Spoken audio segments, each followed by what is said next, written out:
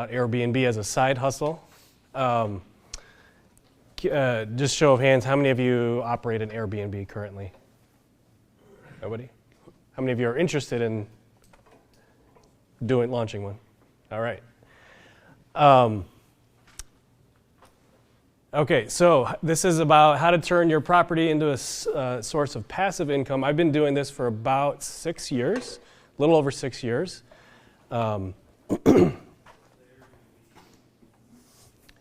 This is how it started. I bought a house in 2007 when I was a single guy, and it's a very small little 3-bedroom, story-and-a-half house in Uptown, kind of over by the cemetery, if you know where that is. And as a single guy living in Uptown, this was like a castle, right? It was 1,000 square feet, was more space than I'd ever had before. And then in 2010, I proposed to my girlfriend. We got married, and then we got a dog, and then we had our first kid in the middle there, Josephine, and then we had William, and then we had Eleanor, which we call the little engine that could. And by the time Eleanor came around in 2016, that 1,000 square foot house was not doing it. And so we decided to move. When we started looking for houses, I started thinking about, all right, what can we do with this current house? It's in a great location. It's a nice house. It's not anything fancy. And so we decided to try Airbnb. Well, we had two options. We were gonna either rent it and become like traditional landlords, which I really wasn't interested in. I didn't want to be a landlord. And the other idea was, you know what? There's this thing called Airbnb. There's VRBO. There's a bunch of them. Homestay, Zeus, Avail, Sonder, Agoda, D-Travel's a new one. Landing, Plum Guide, Homeroom. There's a bunch of platforms out there. Obviously, Airbnb and VRBO are probably the two largest, and probably the ones that you're familiar with. Has anybody heard of any of these other ones? Yeah, they're all kind of different, a little bit kind of based on the same property sharing principle. But the market is pretty rich right now. So we decided to give it a go. Airbnb, we had no idea what we were doing. Or I should say, I had no idea what I was doing. My wife was like, yeah, this is your gig, your crazy idea, you go for it. So I figured out, well, how hard can this be? Let's just make a couple house rules. And I figured, all right, no parties, no smoking, should be good, right? How hard can this be? Well, this is what happened. We had a lot of parties. Broken windows, we had bedazzled bottles of Hennessy left behind. Somebody left some heroin and cocaine in the washing machine. And anybody know what that thing is in the bottom left? I had a hard time figuring out what that was. There was a few of those left in the house. They look like little drug paraphernalia, but it's a security tag for clothing. Somebody was shoplifting, and they actually left a piece of clothing behind, and I kept it. So, a lot of police, parties being thrown and police being called, and it was a disaster from the beginning. Well, actually, from the very beginning, our first guest was a lovely woman from France who was coming to visit her daughter, who was going to the University of Minnesota. It was amazing. She was our very first guest, so I was like extra attentive to her, and we traded contact info. And if I wanted to go vacation in the south of France, I have a place to stay.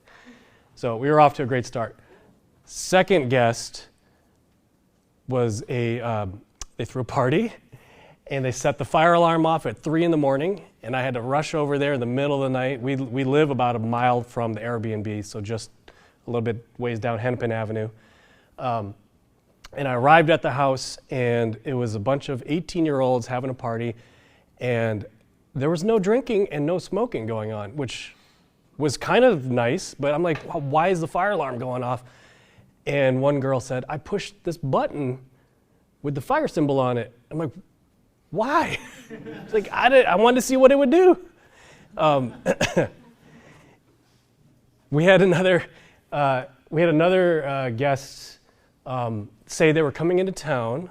Here's a side lesson learned.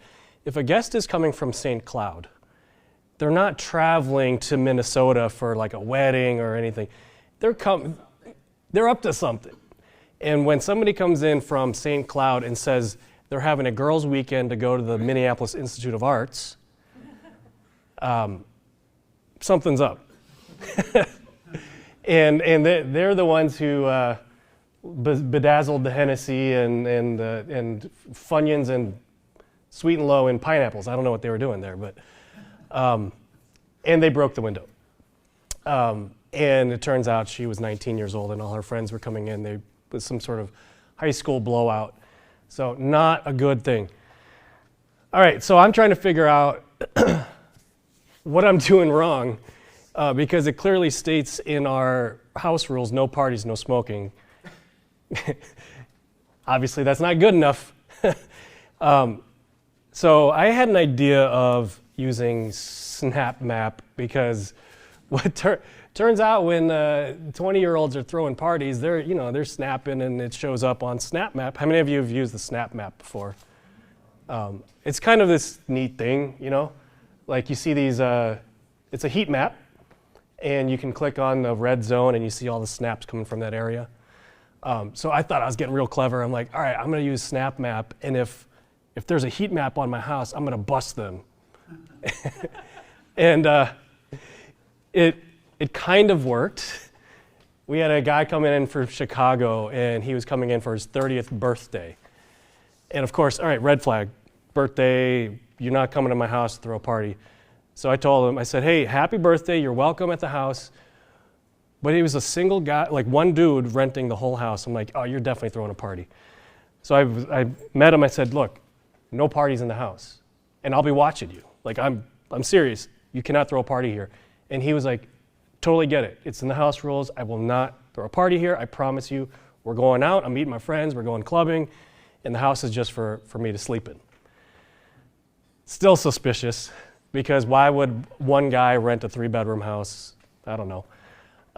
So Saturday night, I open up SnapMap. And sure enough, there's a red dot on my house. And I was so mad. So I click on the heat map. And there's a bunch of snaps of him singing in the living room by himself.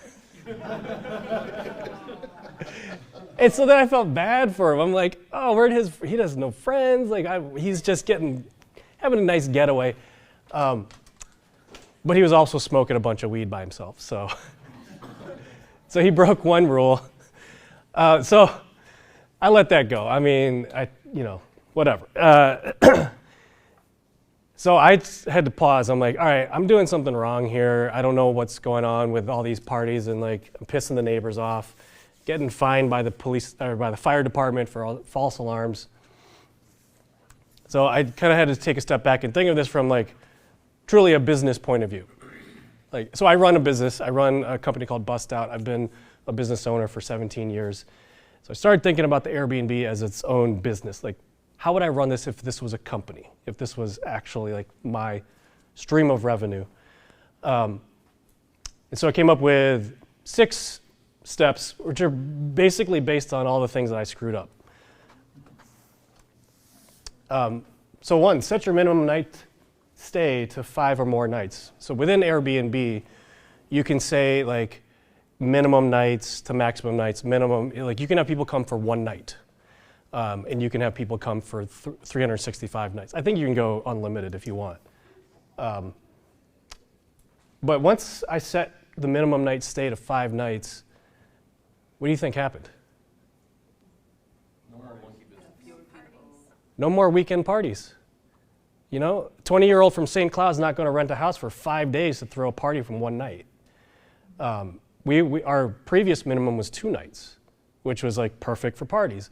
Arrived there 1 night, pre-party, 2nd night, blowout, right? So with a minimum of 5 nights, nobody was renting the house to throw a party. And so that kind of killed the party scene right away. Just that one move of 5-night minimum. Second, this is pretty counterintuitive. How many of you would have guessed that this is a good thing? It's kind of weird, right? What do you think happens when people bring their pets? Bring their families. Bring their families. How many of you own a pet? Dog, cat? Yeah. Do you love your dogs? Do you take care of them? You pay a premium. You pay a premium? Are you responsible with your animals? Yeah. Pet owners turns out they're responsible people. Most of them, at least. And so when we started allowing pets, families were showing up for 5 or more nights, and they actually left the house in better condition than other guests because they would, I don't know, clean up after their pets. A lot of them actually vacuum. I'd show up at the house after they checked out. I'm like, was anybody even here? Because the floors were clean, and it turned out that it was a very helpful rule to have. When you are searching for an Airbnb, you can. How many of you have ever stayed in an Airbnb? Okay, so you know the search process. You put all these filters in. I need 3 bedrooms. I want the whole house, air conditioning. I need Wi-Fi, and you can check a box that says allows pets, and that automatically then filters out your search results. So when you allow pets as a host, since a lot of properties do not allow pets, your competition just kind of disappears too. So the responsible families that were looking for a place to stay and bring their dog, they didn't have a lot of options, so we started booking more of those families. Okay, when you're trying to run a side hustle and make some money, this is kind of an obvious one, but there's a little set of nuances to this. So raise your nightly rate. We started off, and I'm happy to share numbers too if any of you are curious about like the finances. Our nightly rate in the beginning, I think, was like $80 a night. We were just trying to get going, and Airbnb has a way for you to match or to compare your property to similar properties in the similar geographic area. And we were below market rate. We're actually still a little bit below market rate, but started off at $80 a night, which made it really easy to get bookings because people are like, oh, they're the cheapest and it's a nice house, so we're going to book this one. So part of this strategy in the beginning was to get the bookings in, to get the ratings, because as you probably know, if you've booked an Airbnb, you look at the star ratings, you look at the reviews. We want more ratings and more reviews to attract more customers. So start low, got a bunch of bookings. We were booked solid the first 6 months, and got to a point where you reach what's called Superhost status. So Airbnb, if you're ever looking for an Airbnb to stay in, you can check the box that says Superhost status. I would recommend it because that's typically the hosts that are doing a good job. It'll make your stay nicer. But you need to have a certain number of guests in I think it's a 3-month period, a certain number of guests and a certain number of 5-star reviews. So in the beginning, you drop your rates, get those reviews in, reach Superhost status, and that kind of like elevates you. Then once you get there, you can start raising your rate. So we went from $80 a night to 100 to 120 to 140, 150. Now we're at 175 a night. And that's actually still, I looked last night, the market comparison for 3-bedroom houses in Minneapolis is 210 a night, which seems kind of, I don't know, that seems kind of high to me, but. So offer a significant discount for stays over 30 days. This was also a game changer, especially when March 2020 came around, and our entire guest list from March through August of 2020, they all canceled their trips. We all remember what happened, or maybe, I don't know, some of you trying to forget. But you remember what happened with travel when the pandemic hit? Like the whole travel industry collapsed. Airbnb, like they could have gone out of business. They did some very smart things to stay in business. But we lost all of our bookings for the year. And, it was sort of a moment of like, well, shoot, do we just sell the house now? Because we have absolutely no business. Things happened so quickly, we ended up using the house for homeschooling because our kids obviously came out of school, and I wanted some semblance of wake up in the morning, get dressed, go out of the house. And so we'd get the kids up, get them dressed, and we'd go to the Airbnb and do school there. Sort of a silver lining in the whole thing. It was kind of nice, but I don't know. If any of you were parents and ran through the homeschooling thing, you remember how much of a hassle it was. But then what we did was, what we started seeing in about April or May, we started seeing the inquiries come back in. And they were for people who wanted to stay long term. And so we started offering discounts to them to, if you do 175 a night times 30, that's a lot. But if you offered a significant discount, which we discounted, I think the math came out to 39%, just to get it down to about a $3,000 a month rental for a fully furnished house, that seemed like, okay, I think people will pay that. And then from May 2020 all the way through November of 2021, we were booked solid. We had 3 or 4 guests stay in the house for 3 to 5 months at a time, with 1-day turnovers in between. So we had 99% occupancy for about almost 18 months. And this was a bit of an unexpected pivot, but what was happening is there's a lot of Minnesotans that lived and worked in San Francisco, New York, Boston, that when the pandemic hit, they wanted to be closer to family. They wanted to let go of their expensive rents in Manhattan. And they're working remote anyways, so why not work remote from Minnesota, from where they're from?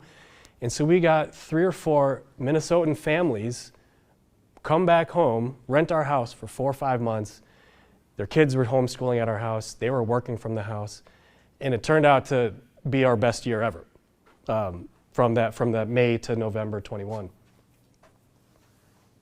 I'm going to pause there to see if you have any questions. This is for you to learn, so ask as many questions as you want. So when this happened, when you had people doing this long-term stay instead of like the week or whatnot, I mean, that completely changes your business model, right? Don't you have to go and clean? I mean, how do you maintain the property? What's the rules now that you have somebody there for 3 months? Yeah, so the question is, now that we have people there for 3 months, does that change our business model? And the answer is absolutely no. It didn't change anything that we did. Our stance is, when you rent our house on Airbnb, you get the whole house, we stay out of your way, and you kind of do whatever you want. Yeah, We're not a hotel.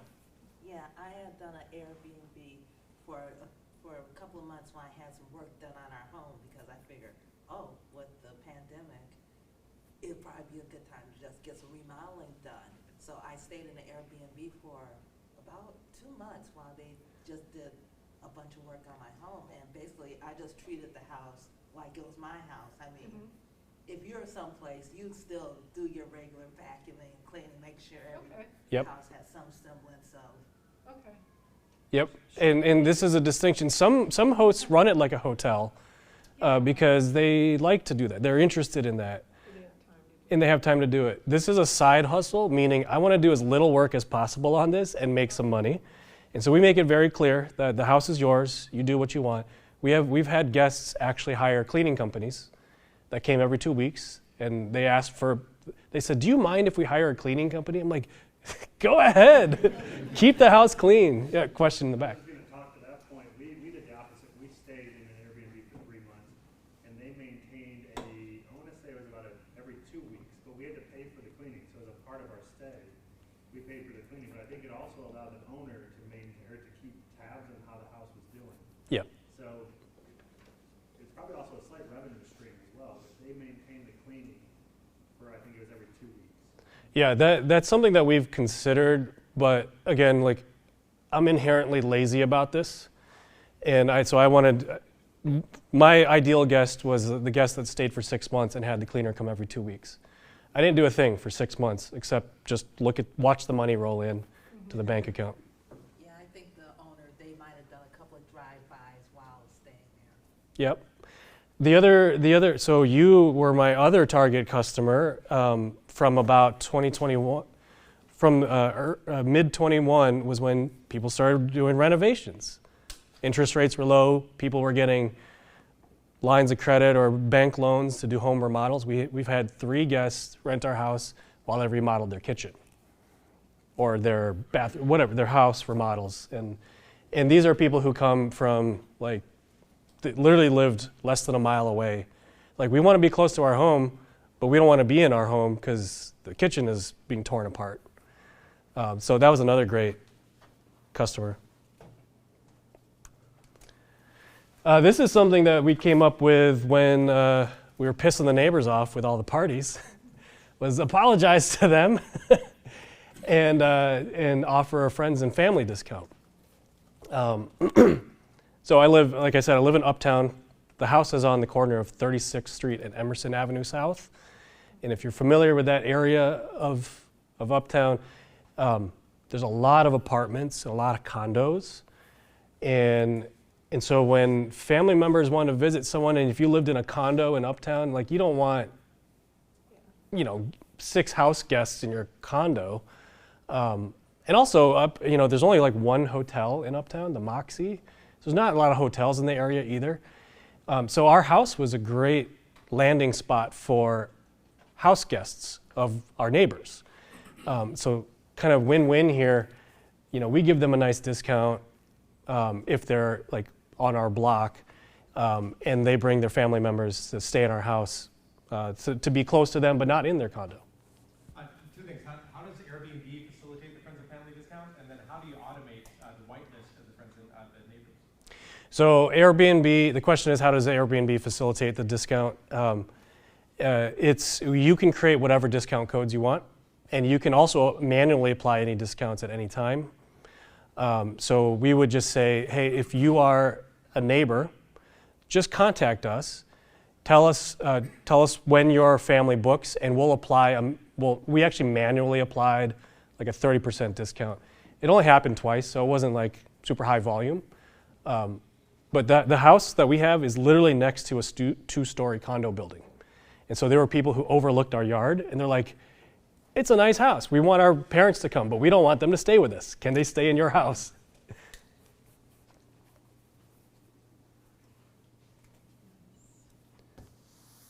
Okay, number 6. This is something that I've learned actually pretty recently. There's a company called Turnover B&B. Just by the name of it, what do you think they do? Clean and turn it over. Clean Airbnbs. So, like I said, I'm in this to be as lazy as possible and have as much passive revenue, meaning I'm not doing anything. And the turnovers are really the only time you have to do work. You go to the house, you clean up, change the linens, get the house ready for the next guest. With 1,000 square foot, 3-bedroom house, that takes about 2 hours. And so I used to do it myself because it was a nice break from the kids.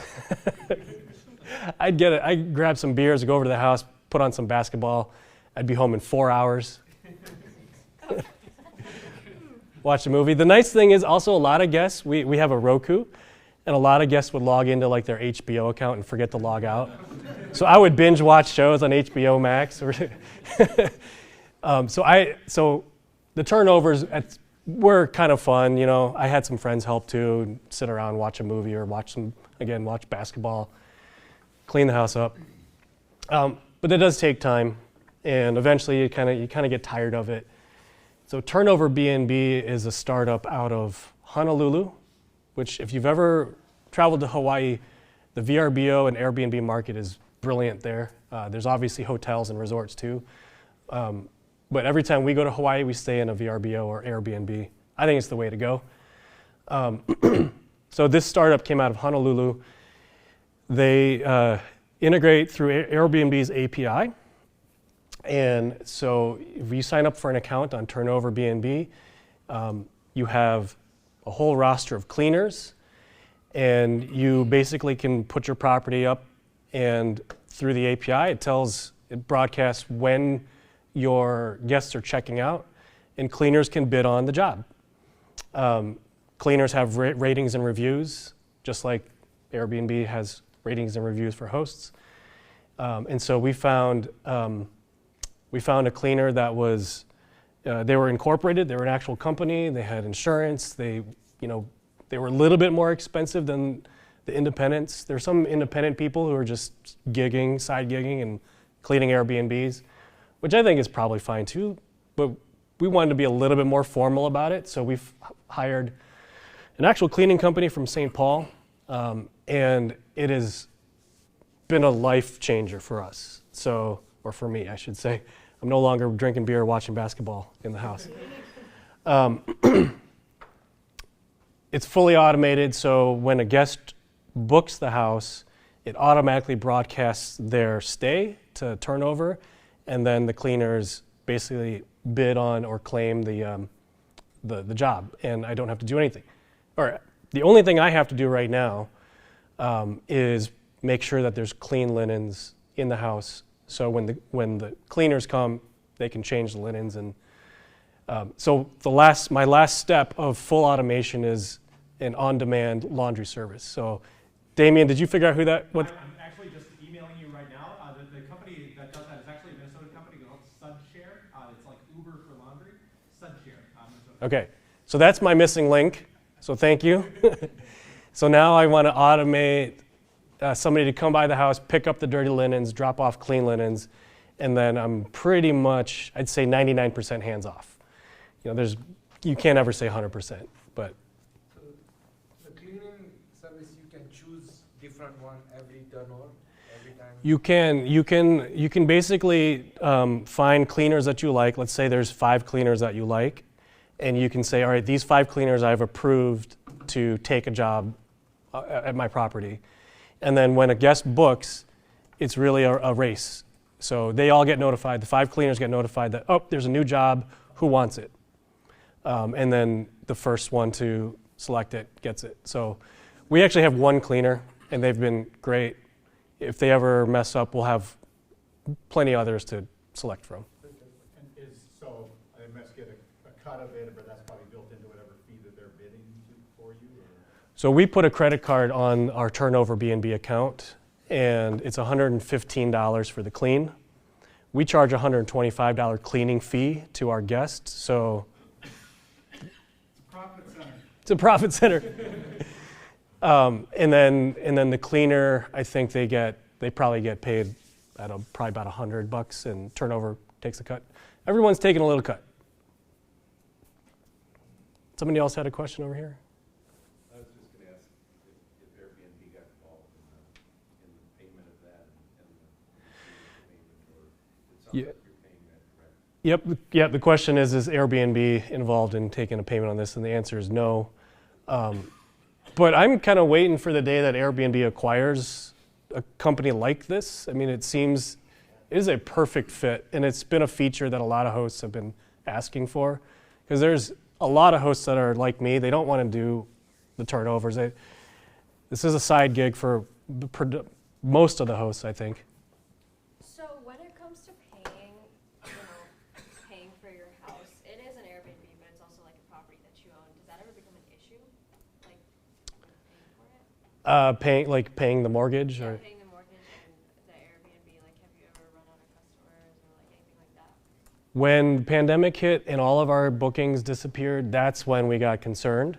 Other than that, it's been about 80% occupancy. And so like I said, I'm happy to share all numbers. The house generates roughly $36,000 to $40,000 a year in revenue. For the first 3 years, we plowed all that revenue back into our mortgage and maintenance, and so the house is paid off. So now we have no mortgage. Insurance and taxes are pretty minimal because it's a small house. But there are a lot of homeowners that, that do still have a mortgage on their property, and typically the revenue from an Airbnb is double your mortgage. If you can hit that sweet spot, then your guests are paying your mortgage. So like my use case is I have a similar house, and so me and my girlfriend can both work remote, and so we kind of want to do every, like maybe a month or two, travel to Europe, and then use Airbnb while we're gone to cover the mortgage and everything, so that gives us more flexibility. How do you get over like your own furniture and concerned that people are just going to ruin it or break it or whatever? Like, Surprisingly, we haven't had any major issues with damage other than the party from St. Cloud that busted the window. Also, we moved out of the house, so we bought a new house and moved, and then we did have to spend around $10,000 to furnish the Airbnb. I found a bunch of websites that I never knew before. One called Lexmod, Lexmod. They sell pretty nice mid-century modern furniture that looks like it comes from Room and Board or from Design Within Reach, but it's like probably made in China or something. So really nice looking furniture that was, I'd say, lower quality than Room and Board, better quality than IKEA, at not much more cost than IKEA furniture. So we furnished the house with pretty nice furniture that wasn't too expensive. Lexmod, InMod, Wayfair, there's a ton of these like online furniture stores. Yeah, I'd add to that, it's funny, people, because you're reviewing them, I find that they're more protective of that stuff, unless they're not busting stuff up and not like having a roommate. Yeah. So does the Airbnb restrict the number of houses in a particular area, or do they have anything like that? Yeah, good question. Does Airbnb restrict the number of houses in the area? So as of this year, Minneapolis restricts the number of properties you can operate as a short-term rental. So if you live in Minneapolis, this is a new city law, city ordinance, that you can only operate one property, which I don't know the politics of this, what happened. I do know that there was a group lobbying for this. Pretty sure the hotel industry had something to do with it. It's been in the news a little bit. If you're not paying attention, you wouldn't have heard of it. But it's a new ordinance in Minneapolis that you can only operate one property. We only have one property, so we were fine. I've had other friends who wanted to turn this into an actual career, and they were operating one property. Like I said, double your revenue. If you can get your revenue to be double your mortgage, then you can pay off one house while you buy another house, where your revenue could be double that mortgage, which allows you to buy another house. And so I did know people who wanted to turn this into a career, and the city ordinance just kind of killed that. So Municipalities all over the country are starting to do this, and it's partly hotel, but it's also every property that goes on Airbnb takes away potential housing from other people. So it drives up the cost of just housing in general. yeah. Do you have, kind of on the same vein of Minneapolis ordinances, do you have to have any kind of a license or Department of Health check on because you're a hospitality? Yep. So the question is, do you have to have any kind of license or certification? And in Minneapolis, yes, you have to have a renter's license, which anybody, if you're operating an apartment building or an Airbnb, you have to have a renter's license. It's a pretty simple process. You just pay an annual fee. I think it's I don't remember how much, it's like $100. Pay an annual fee, and then to operate an Airbnb, you have to have a short-term rental license. You have to have, this is city government at work. You have to have a map of your house, in your house, with exits labeled, which is, I get it if you're in a condo building, but in my house, I have to have a map that tells you where the door is, and it has to be placed by the door. And so there's literally like a door with a map that says door. And you have to send a letter to all your neighbors notifying them that you're operating a short-term rental.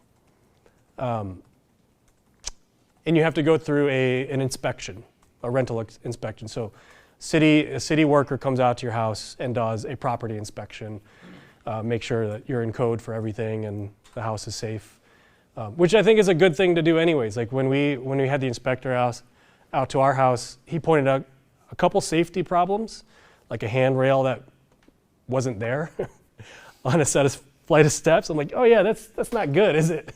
So we built a handrail. But yeah, you jump through a couple hoops. Some of them are pretty reasonable hoops. Does Airbnb lead you through that process? Or how did you figure it out? Airbnb does not lead you through that process. Airbnb is kind of an arm's length away. They say you need to have a license and you have to enter your license ID into Airbnb. And as far as I can tell, they're not validating it. So you could type in ABCDEFG as my license ID and Airbnb like, great. We gotta recommend You didn't hear that from me. You can edit that one out. The city will find you though. Yeah, Doing it all the time and they'll reach out. yeah. So Airbnb does not have any kind of like data integration with the city licensing system. Yeah. How did you get started when you didn't have any reviews or anything? Like, how did you get that first renter from France and stuff? It was just pure putting it out there and seeing what happens. There was almost no strategy to it other than having a low price. Yeah. So we just started doing one ourselves. My daughter is actually doing it. I own part of the house. So the one thing that we did is, or that she's running. So she set it up and she kept the price a little bit lower to get traction. One risk you have is you should be careful not to allow bookings way out, because if you kind of have your rate low, it could very quickly get filled up. In which case, we got the month filled up right away, and then now you're at that rate. So if it filled up like several months at that rate, you're kind of killing yourself in terms of being able to start. Very, very good point. A lot of hosts, when the Super Bowl came to town, we were one of these hosts that forgot that the Super Bowl was going to be here in a year, and we have it set so you can book a year in advance. And so I can't remember the date of the Super Bowl. Let's say it was February 10th. On February 11th, a year before the Super Bowl, a bunch of Airbnbs got booked because people like me forgot to raise our rates for that weekend. And so we got booked at $100 a night for the Super Bowl. Yeah. And I tell you, we actually ended up canceling that reservation and then not hosting anybody for that weekend. Because we're like, we don't need the hassle. I'm sure it went well for a lot of hosts made a lot of money, but we just didn't want to risk having I don't know. We didn't want the hassle of Super Bowl out-of-town guests coming in and trashing the house. So. And you kind of get dinged for canceling reservations. So she did cancel one of the early ones we got. That was a long-term and a low rate. They applied some discount that my daughter put in as well. But but in terms of getting the Superhost or whatever, you also can't do canceling people. That's correct. Yeah. Do not cancel a reservation, because that's a ding against you and you'll lose your Superhost status. I think it's one time and you lose Superhost status. They're very strict about that. So the strategy to get around that is you ask the guest to cancel the reservation. And we've had a couple instances where a guest booked the house for 5 days and then somebody else says, hey, I want to rent your house for 5 months, but there's this 5-day thing in between and I can't rent it because you're booked for those, or it's unavailable for those 5 days. And unfortunately, I want that 5-day guest to go away because I want the 5-month reservation. So you reach out to the guest, and I have a network of about 5 or 6 other hosts in the neighborhood that I've become friends with. And I'll say, hey, unfortunately, I really need you to cancel your reservation. We can't host you anymore, but here are 5 other houses that are similar. I know the hosts, they're all super hosts, they're all great. Could you please cancel this one and book over here? And usually they're pretty ticked off because it's annoying. But if it's if you treat them, try and communicate to them gently, and then encourage them to cancel it, then you don't get dinged.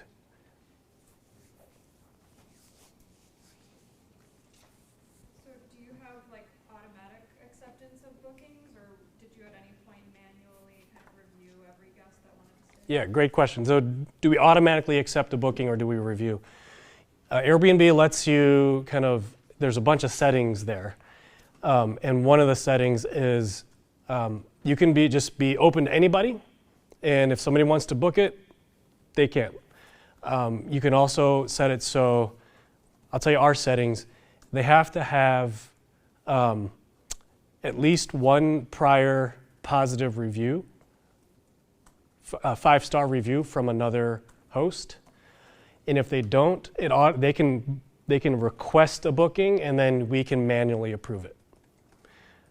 So we have that one step, like if you've been a good guest somewhere else before and another host has said that this is a great guest by giving them a 5-star review, then you can automatically book our place. If you don't have at least that criteria, then there's a stop check there where we can communicate with them.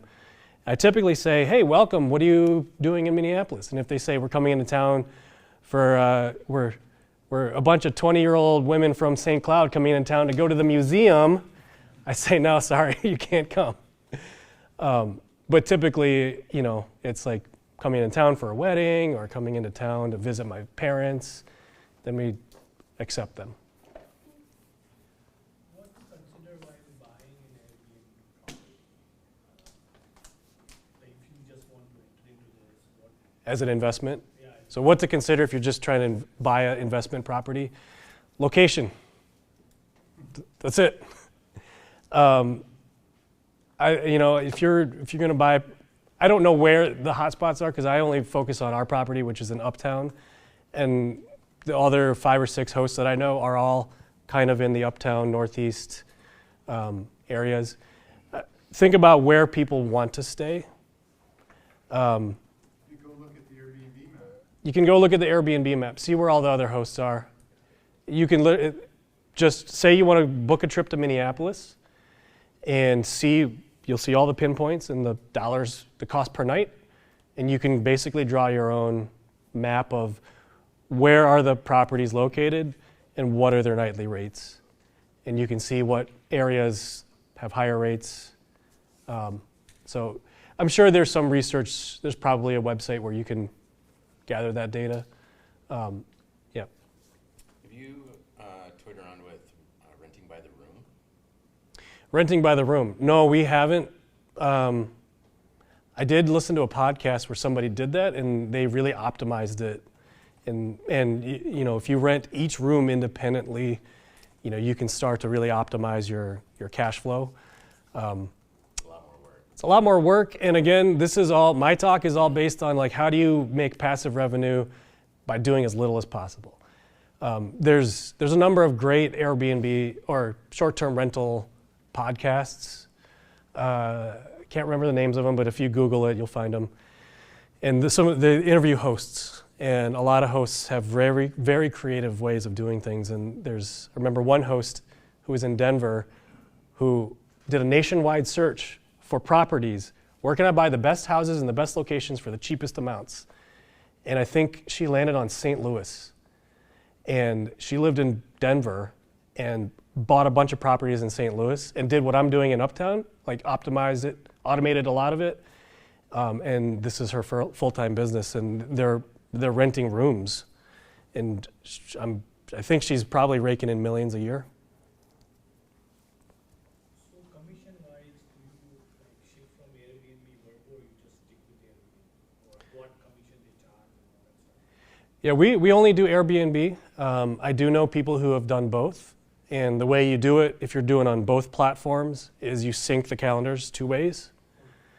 So if somebody books it through Verbo, is it called Verbo or VRBO? Verbo now. It's Verbo now. Yeah, that's such dumb branding. Yeah, they're pushing it hard, but nobody's picking up on it. Yeah. So if somebody books it on Verbo, the Airbnb gets blocked off for those dates. Yeah. So this is a logistic, because I have a 22 and a 20-year-old, and I remember prom distinctly thinking, I live in Minneapolis, why is my kid in Minnetonka? And of course, these kids rented out a house and had a big party.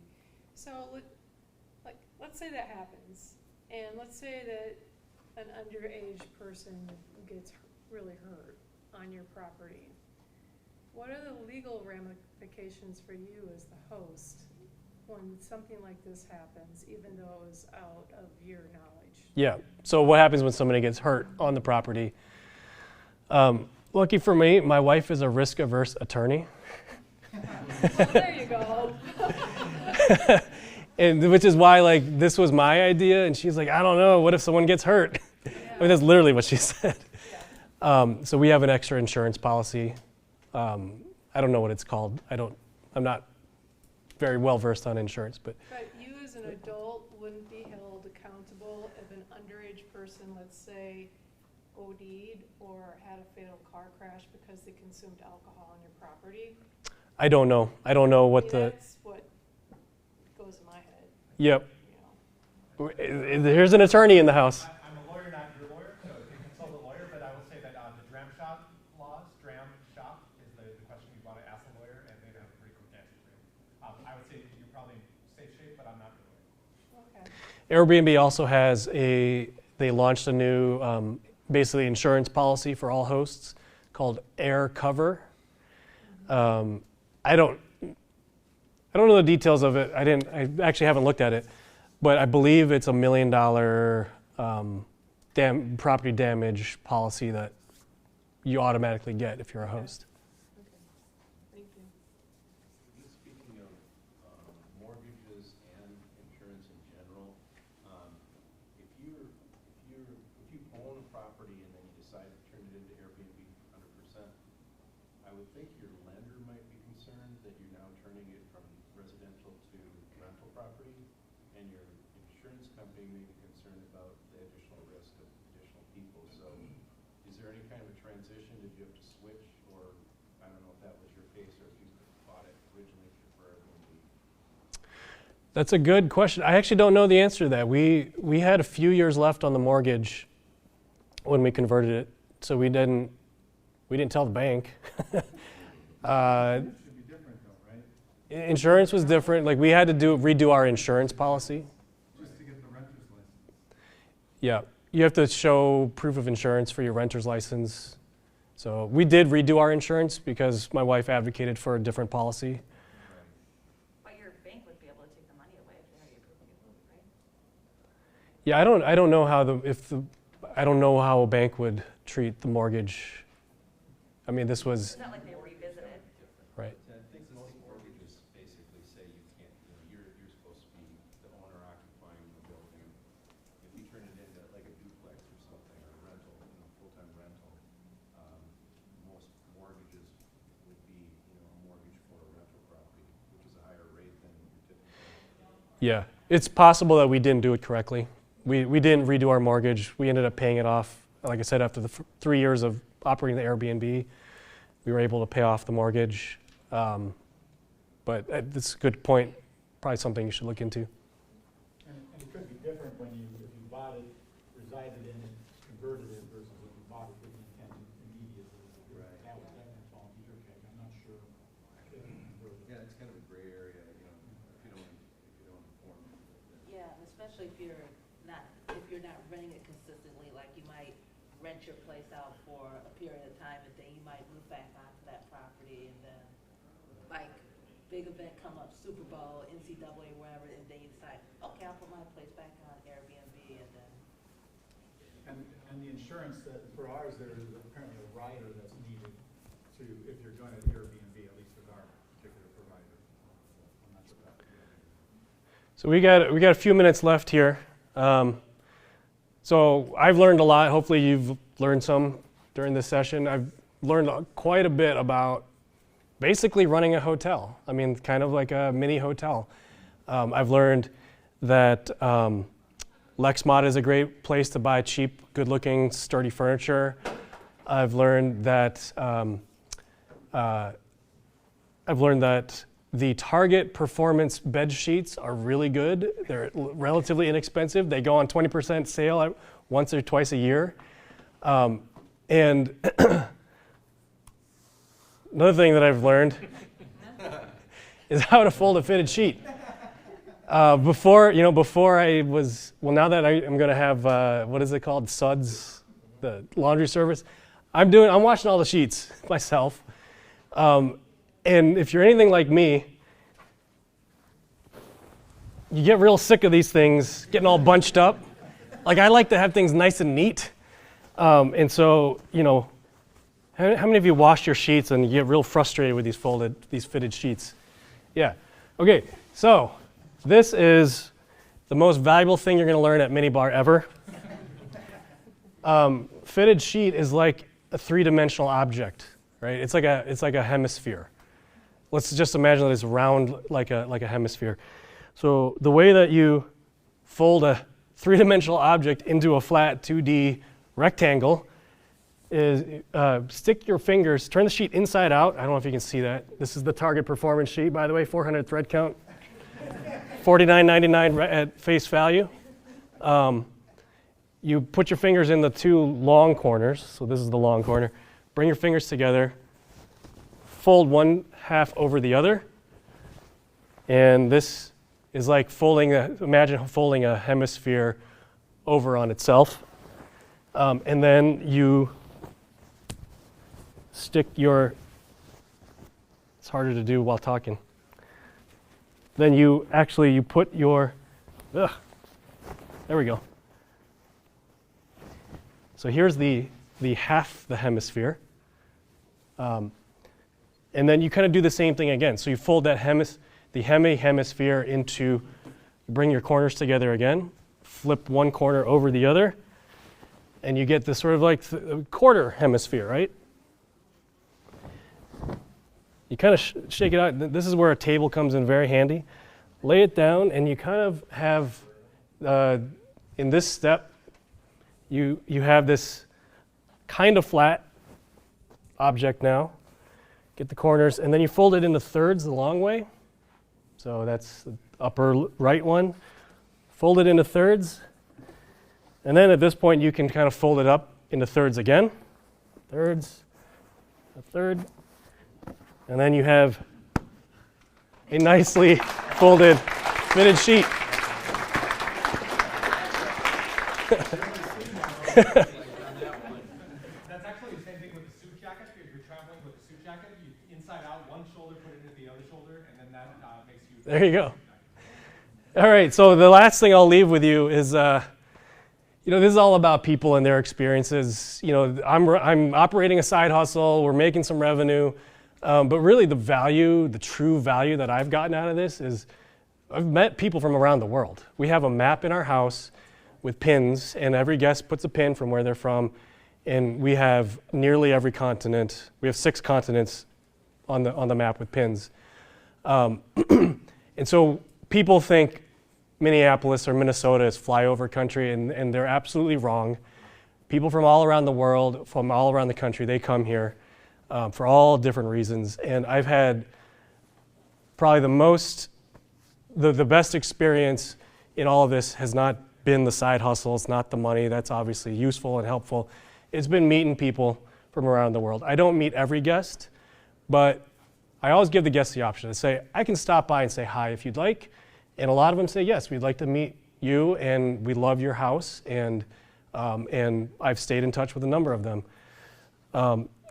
So if you're going to do this, I think about it from the perspective of a human being. You're welcoming someone into your home. You're hosting them. You are serving them. You're providing them a place to sleep, a place to eat, a place to have a great experience.